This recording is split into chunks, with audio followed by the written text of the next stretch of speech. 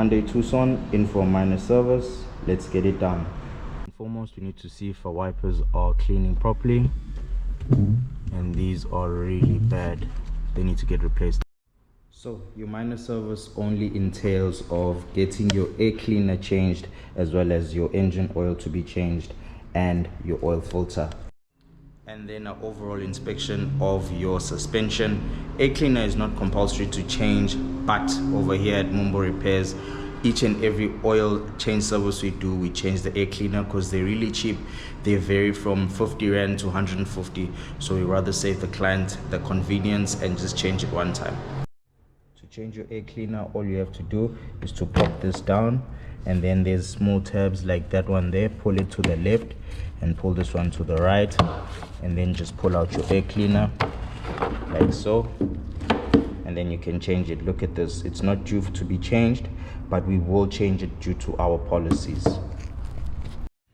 So this is our new air filter or air cleaner. It's always important to put your old parts and your new parts side by side to ensure that they are the same. This one having two vanes will not make any difference, so now we can just put our air cleaner back in there. So just put it in exactly how you took it out. So once that is in, you put up your tabs again so it can lock like that and like that, all the way up, and then you can close it. Alright, now that the car is all jacked up, all we have to do is to drop the undercover splash tray so that we can drain the oil. Let's get that done. Alright, to remove your undercover splash tray, all you'll need is an 8mm socket, and then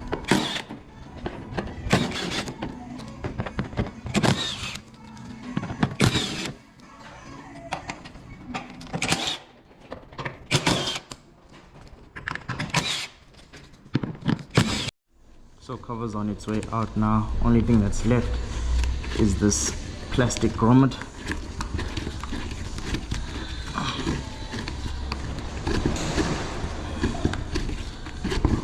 So now that the cover is out, all we have to do is to drain the oil.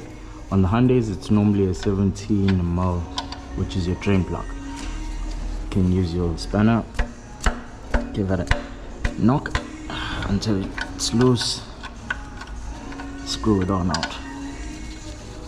Right, bring your drip tray, and then you can take it out. There we go.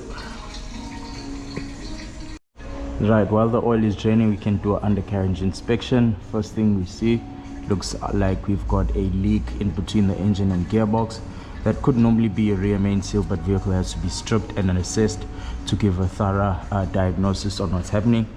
Suspension looks good on the side, but we still have to take out the wheels so we can see what is going on.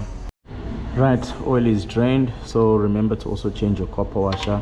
Just put back, always hand tighten it first, make sure it goes all the way in so that you do not cross thread your sump. Give it a nice tighten. If you have a torque wrench as well, it's advisable you use a torque wrench so that you know that you got the right amount of torque on your sump nut. Check it with our torque wrench to see. So that's torque to manufacturer specification. Next, we will need this tool here. This is your claw, in order to remove the oil filter right here. So all you do is twist it anti-clockwise until it gets loose, right? Like so. Right, once it's all loose like that, bring a drip tray and then let it go. Oil will come out like that, and then all you have to do is take it all out like that. Remember to also clean your surface and put in your new oil filter. Right, once your surface is clean, it's very important to also lubricate the rubber seal on your oil filter. And then all you have to do when you're putting on your oil filter, screw it on clockwise and make sure that you hand tighten it. You do not have to use a claw to tighten it again, so hand tighten it. Next thing that's important is to remove your wheels. This you have to do, and then check your brakes.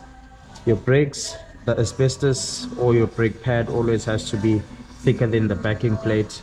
If it's smaller, that means you have less than 50% of life and your brakes need to be replaced.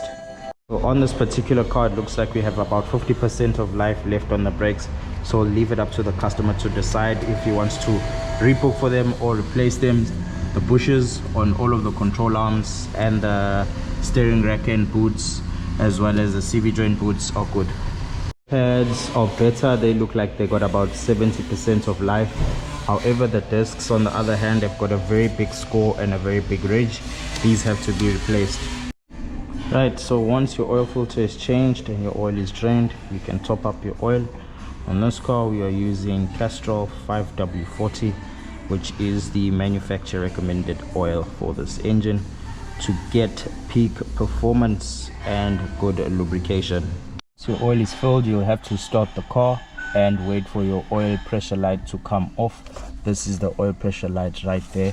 So we'll start the car and wait for it to switch off.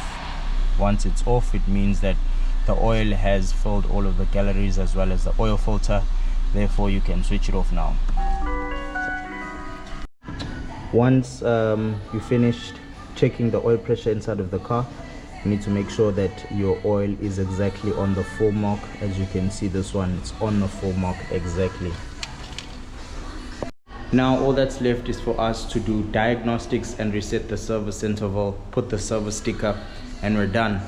Gonna get the engine compartment cleaned up and washed up, and then we're done. So that's how you do a minor service on your Hyundai Tucson. Sharp.